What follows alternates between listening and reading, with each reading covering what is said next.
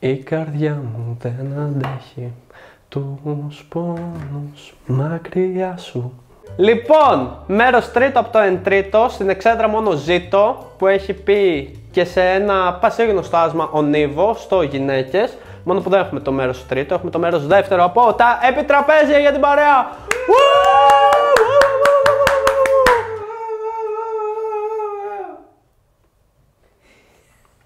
Αν δεν ήταν καλό στο μοντάζ, δεν θα έχει ξαναπατήσει στο σπίτι μου.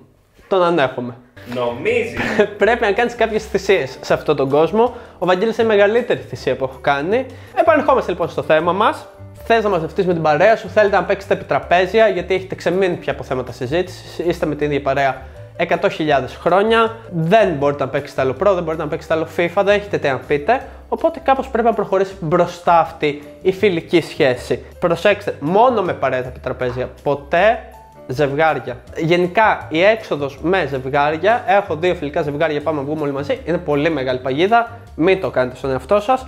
Έχουμε εύκολα, γρήγορα και κυρίως πολύ αστεία επιτραπέζια για να γίνετε ανταγωνιστικοί χωρίς λόγο, να τσακωθείτε και να μην ξαναδείτε την παρέα σας. Αν δεν θέλετε να ξαμιλήσετε με κάποιον, τον καλείς σπίτι σου, κερδίζεις επιτραπέζιο, τον ξεφτιλίζεις, τον κάνεις να αμφιβάλλει για την ύπαρξή του και μετά του λες άντε αγόρι μου από εδώ. Και κάπως έτσι τελειώνει μια φιλία. 12 χρόνια μετά βρίσκεστε τυχαία στο λεωφορείο, που είσαι, χαθήκαμε, ναι, δεν έπρεπε. Να πάμε για ένα καφέ, εννοείται. Και δεν ξαναθέλνετε ποτέ μήνυμα. Μια χαρά. Πάμε στο βίντεο.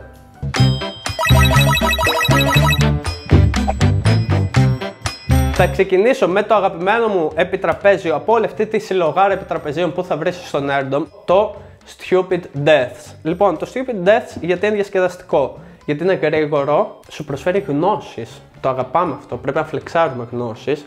Και είναι επιτραπέζιο που αν το πάρεις εσύ, κάθεσαι, διαβάζεις μόνος τις κάρτες και δεν ξαναχάνεις ποτέ. Πολύ βασικό, μας αρέσει να κλέβουμε στη ζωή, μας αρέσει να κλέβουμε και στο θάνατο από ό,τι φαίνεται. Λοιπόν, είναι για 2 με 4 παίκτες και αυτό εδώ το πανέμορφο κουτί με σχήματα φόπλακας θα το ανοίξω.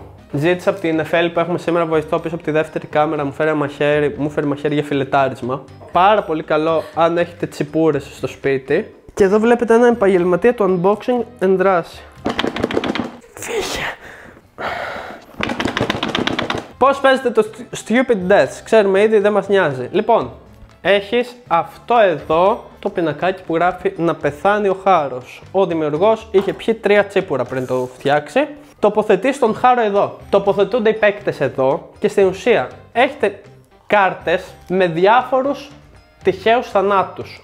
Κυρίως διασύμων. Έχει μέσα Alan Turing, έχει μέσα Alexander Graham Bell και σου λέει έχει πεθάνει έτσι, σωστό ή λάθος. Κάθε παίκτης λοιπόν έχει 2 καρτούλες με σωστό, λάθος, σε σχήμα φέρετρου.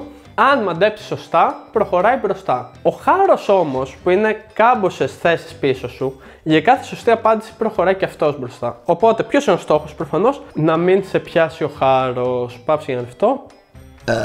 Όλα καλά. Όταν σε πιάσει ο χάρος, έχεις και token για να αναστηθείς, μία θέση μπροστά από το χάρο. Αν σε ξαναπιάσει, αντίο. Δεν είσαι και γάτα. Ποιος κερδίζει? Όποιος φτάσει πρώτος από εδώ κάνει το ημικύκλιο ή ο τελευταίος που θα μείνει στο παιχνίδι. Για να τεστάρουμε Νεφέλη και Βαγγέλη. Εμπεδοκλής ο Ακραγαντινός. Ο γνωστός Έλληνας φιλόσοφος και επιστήμονας καθιέρωσε τις 4 θεμελιώδεις υποστάσεις που δημιούργησαν όλες τις δομές στον κόσμο: γη, φωτιά, νερό και αέρας. Μετέπειτα στη ζωή του, πιστεύοντας ότι είχε γίνει Θεός, αποφάσισε όπως φημολογείται να το αποδείξει στους μαθητές του. Πήδηξε μέσα στο ηφαίστειο της Έτνας στη Σικελία για να αποδείξει ότι ήταν αθάνατος. Δεν ήταν. Βαγγέλη, τι λες, σωστό ή λάθος? Λάθος. Νεφέλη. Λάθος. Ο χάρος θα ζυγώνει, γιατί προφανώς έχετε και 2 λάθος, ήταν σωστά παιδιά. Όπως είναι γνωστό τη Σπάσιο, ο Εμπεδοκλής ο Ακραγαντινός, ο οποίος ακούγεται και σαν έντεχνος τραγουδιστής που εμφανίζεται στο σταυρό του Νότου κάθε Πέμπτη, πήδηξε μέσα ηφαίστειο στην Έτνα, δεν ήταν θάνατος, όπως και εσείς. Να είναι κάποιος τόσο χαζός. Όπως και εσείς από ό,τι φαίνεται. Έτσι παίζεται πολύ γρήγορο. Γενικά ο κάθε γύρος κρατάει όσο θες, ρε παιδί μου. Κρατάει ένα τεταρτάκι max, εξαρτάται και από το πόσο θα σχολιάζετε. Έχει άπειρες κάρτες, οπότε γενικά μπορεί να παιχτεί αρκετές φορές. Απλά αν κάτσεις και διαβάσεις μόνο τις κάρτες και τις μάθεις όλες απ' έξω, λες και δίνεις σήματα για δίπλωμα οδήγησης, μπορείς να είσαι ο πρωταθλητής αυτού του παιχνιδιού. Μας αρέσει ένα επιτραπέζιο? Θα το παίζαμε? Προφανώς και ναι.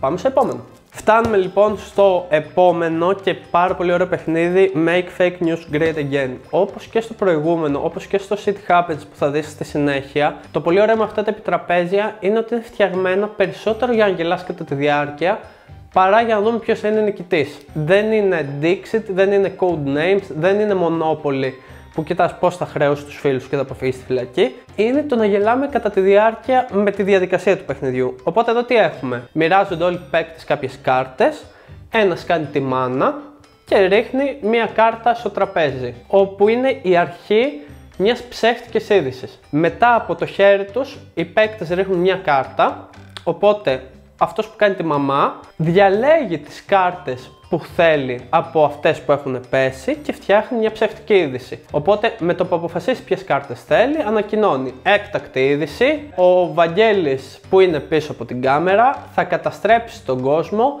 ρίχνοντας 4.000 πλαστικά παπάκια σε ένα ηφαίστειο. Από όσες κάρτες διαλέγει αφήνει μια κάτω. Η κάρτα που δεν του κολλάει περισσότερο. Απλό, απλούστατο. Αυτός λοιπόν που δεν επιλέχθηκε η κάρτα του κρατάει την κάρτα μπροστά και είναι ο επόμενος master του παιχνιδιού.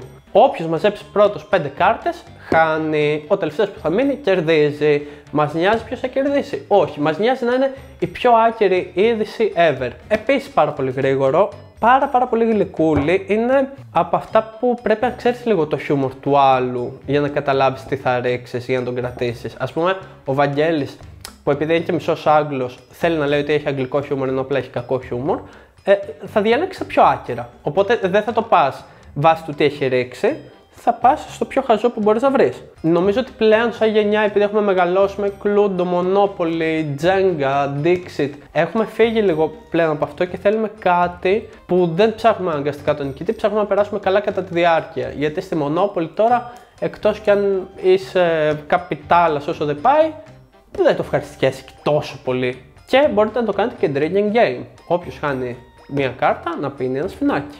Μην πάρετε κλειδιά γυρνώντας σπίτι. Έχουμε φτάσει στο τρίτο επιτραπέζιο που φιλετάρουμε, το οποίο λέγεται Θα πεις και ένα τραγούδι. Συνεχίζουμε να έχουμε κακά λογοπαίγνια για τίτλους επιτραπεζίων, αλλά δεν μας πειράζει καθόλου αυτό. Γιατί μιλάμε για το επιτραπέζιο που έχει φτιαχτεί για να αποδεικνύετε το ότι είστε πάρα πολύ κακόφωνοι. Λοιπόν, στην ουσία τι έχουμε σε αυτό το επιτραπέζιο και γιατί είναι από τα καλύτερα επιτραπέζια που μπορείς να παίξεις αυτή τη στιγμή με την παρέα σου? Γιατί έχεις ένα ταμπλό, ωραία, και πρέπει να βρεις κάμποσα τραγούδια με μια συγκεκριμένη λέξη. Πουχού, Νεφέλ Βαγγέλη, πείτε μου τραγούδια με τη λέξη βροχή. Βγαίνω στη βροχή.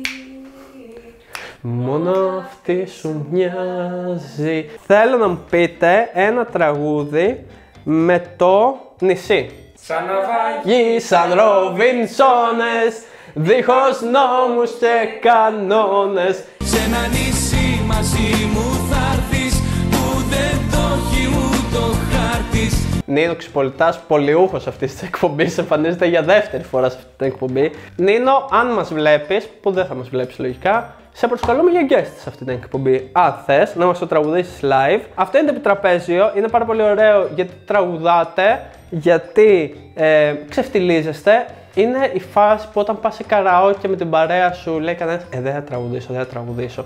Και μετά από την πέμπτη μπύρα τραγουδάς στο First I was afraid, I was petrified. Λες και είσαι...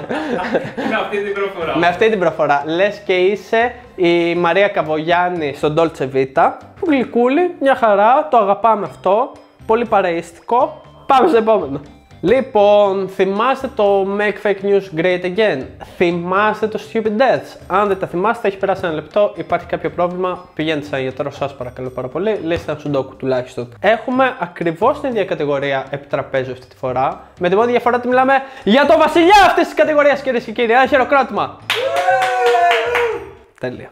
Shit Happens. Θα μπορούσε να λέγεται έτσι και η ζωή μου, η βιογραφία μου. Αν τη γράψει κάποιος κάποια στιγμή, θυμάστε τον Κακομοίρο από του Σαμάν που ξέμενε σε απ' έξω και έπαιρνε κλειδαρά τηλέφωνο και αυτά. Ποια επαμένη πόρτα? Ωχ, αυτή κύριε. Το κλειδί μου θέλετε λίγο να ανοίξω. Στο Shit Happens έχεις κάποιες καταστάσεις, πρέπει να επιλέξεις ποια είναι πιο μίζερη και να χτυπήσεις τον κατάλληλο δείκτη μιζέριας σύμφωνα με τους ειδικούς που έχουν κατασκευάσει αυτό το παιχνίδι. Υπάρχει ένας αστικός μύθος, όπως είναι οι κροκόδιλοι στους υπονόμους, ότι όντως έχουμε εργαστεί full ειδικοί για αυτά τα επιτραπέζια, κοινωνική λειτουργία, σεξολόγοι, I don't know, you name it. Λοιπόν, έχεις κάποιες συγκεκριμένες κάρτες και πρέπει να τις κατηγοριοποιήσεις, να τις βάλεις σε μια σειρά με ένα συγκεκριμένο βαθμό μιζέριας. Αν συμφωνεί ο δείκτης μιζέριας που έχεις βάλει εσύ με το δείκτη μιζέριας που έχουν θέσει οι ειδικοί, κερδάς. Όμως, αν δεν γελάσετε αρκετά με το shit happens το απλό, το δοκιμασμένο,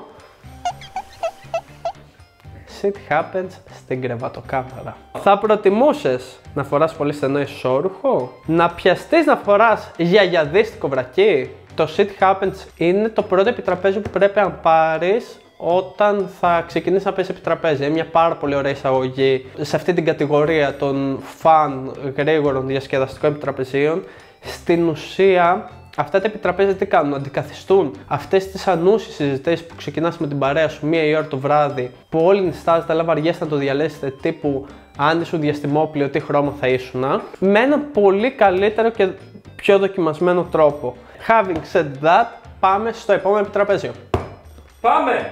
Talk to the Hand, εξαιρετικό επιτραπέζιο. Έχω να πω ότι έπαιξα αυτό το επιτραπέζιο πρώτη φορά πρόσφατα στο σπίτι του Βαγγέλη. Δεν κέρδισα, κέρδισε ο Βαγιάτας, ο οποίος ήταν και συγκλονιστικά ανταγωνιστικός και πανηγύριζε μετά. Τι είναι αυτό το παιχνίδι? Λοιπόν, για μένα θα το πάμε σε... Ζωγράφησέ το μας, δεν πειράζει. Όχι, άμα θέλω να το ζωγραφίσω, έχω μετά τις σκητσογραφίες, αλλά θα το δείξω μετά. Είναι το πιο ανούσια αστείο παιχνίδι. Γελούσαμε με τις ώρες. Αγαπημένο μου... Σκάσε! Ήτανε... Λοιπόν, προφανώς δεν καταλάβατε τίποτα από όλο αυτό αν δεν το έχετε παίξει. Όμως, όπως και στο Make Fake News Great Again, αυτός που είναι ο master του παιχνιδιού, η μαμά στον κάθε γύρο, ρίχνει μια κάρτα, η οποία είναι η αρχή μιας φράσης. Για παράδειγμα, συγγνώμη αφεντικό, άργησα γιατί. Μετά οι παίκτες που παίζουν επιλέγουν μία από τις κάρτες που έχουν στα χέρια τους, που συνεχίζουν στην ουσία αυτή τη φράση. Τις ρίχνουν όλοι ανάποδα και μετά ο master του παιχνιδιού διαβάζει τις κάρτες και όποια θεωρεί αυτός πιο αστεία, κερδίζει το γύρο και την κρατάς μπροστά σου. Δεν σε νοιάζει ποιος κερδίζει. Συνήθως αυτό το παιχνίδι τελειώνει όταν βαρεθείτε να γελάτε. Δεν ξέρω πώς να το περιγράψω. Το είχα δει που το παίζανε full σε YouTube και πήγαινα με το ότι ήταν πιο ορθολογικά σωστό. Συγγνώμη αφεντικό που άρισα, ξέρω εγώ, μου χάλασε τα αμάξι. Χαχαχα. Μέχρι να καταλάβεις ότι πρέπει να είναι ό,τι πιο random υπάρχει. Δηλαδή θυμάμαι ότι στο συγγνώμη αφεντικό άρχισα γιατί, είχα βάλει σαν απάντηση γιατί στα μπομπόλια μου. Ξέρεις ποιο είναι το θέμα με αυτό? Είναι ότι είναι πηγαία αστείο. Δηλαδή σίγουρα θα έχεις μία κάρτα στο χέρι σου που θα βγάζει full νόημα. Ακόμα και άκυρη να είναι, πάλι θα βγάζει full νόημα. Η πιο χαζή απάντηση που μπορείς να σκεφτείς είναι η κατάλληλη απάντηση για να ρίξεις. Ξεκίνα από αυτό το επιτραπέζιο και δεν θα θες να συνεχίσεις μάλλον. Ή αν θες να συνεχίσεις, πας στο Stupid Deaths. Πάμε στο τελευταίο.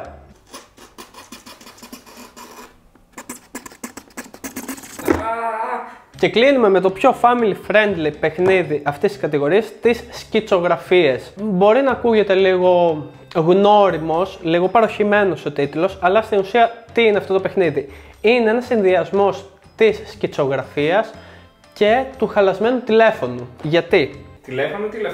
Τηλεφώνου, γενική, μετακινείται το τόνος σου. Σε ευχαριστώ, Βαγγέλη. Τίποτα, φίλε. Τι γίνεται σε αυτό το παιχνίδι? Είναι λίγο οι κανόνες. Αν παίζεις πρώτη φορά, πρέπει να παρακολουθείς 1-2 γύρες, να το τεστάρεις για να καταλάβεις πώς παίζεται. Μετά φεύγει νεράκι. Διαλέγεται μια κατηγορία και σου δείχνει κάτι να ζωγραφίσεις. Σφαλιάρες στον ποπό. Παίρνεις το καρτελάκι σου, μια χαρά ωραία, ζωγραφίζεις. Το δίνεις στο διπλανό σου. Ο διπλανός σου μαντεύει τι είναι αυτό που έχεις ζωγραφίσει.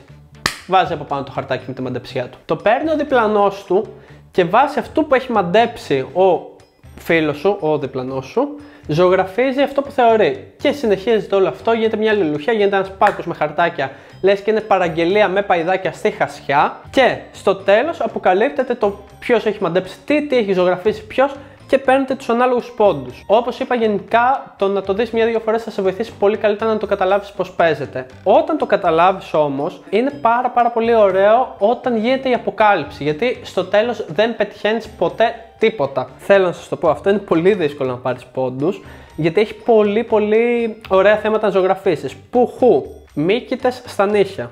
Πουχού, μπυροκυλιά. Όμως σκέψου να ζωγραφίσεις το άντρας με βλέμμα αγελάδας, να το δώσεις στο διπλανό σου, να μαντέψεις τι είναι, κάποιος άλλος να ζωγραφίσει κάτι άλλο και πάει λέγοντας. Είναι family friendly, όχι όλες τις κατηγορίες, γιατί έχει και κάποια λίγο πιο kinky, θα λέγαμε. Αλλά όταν γίνεται η αποκάλυψη είναι ακριβώς όπως το χαλασμένο τηλέφωνο. Άλλα είπαμε, άλλα κάναμε. Δεν το συγκρίνω προσωπικά με το talk to the hand, αλλά έχει περισσότερη ουσία γιατί όντως υπάρχει κάποιος νικητής στο τέλος. Μπορεί να φαίνεται πολύ γνώριμο και πολύ απλό παιχνίδι, όμως έχουν δώσει ένα πάρα πολύ ωραίο twist στη δημιουργή και βγάζει πάρα πολύ γέλιο. Αυτό κρατήστε εσείς, αυτό κρατάμε εμείς και ήρθε η ώρα να κλείσουμε το βίντεο. Όλα αυτά τα επιτραπέζια και χιλιάδες άλλα επιτραπέζια, δεν ξέρω γιατί είμαι τόσο υπερβολικός, θα τα βρείτε στο site του Nerdom ή drumroll.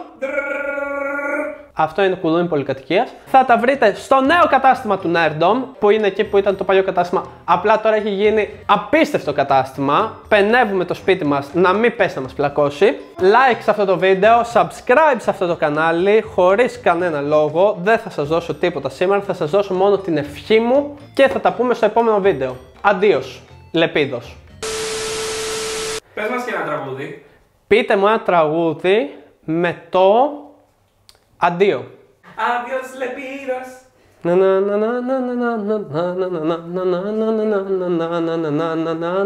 El corazón. Ένα τραγούδι με τη λέξη καφές. Ναι, ναι, ναι, Νεσκαφέ φραπέ.